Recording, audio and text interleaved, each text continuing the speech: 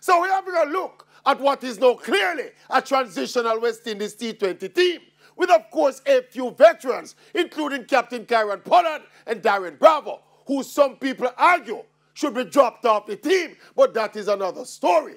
The West Indies beat England in the first game and lost the second game by 1 run against the #1 ranked T20 team in the world.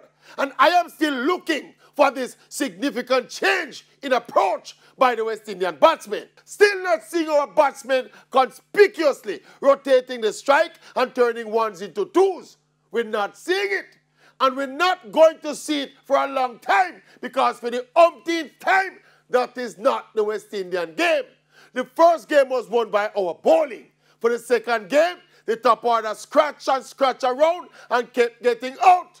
And what got us back into the game was the big hitting of the lower order, led by Romario Shepherd and Odean Smith, and more recently, Akil Hussain. It is the big hitting by these players that is keeping the West Indies respectable in T20 cricket. So we still say, God go with you in trying to fit those size 13 feet. It was size 9 shoes. Yes.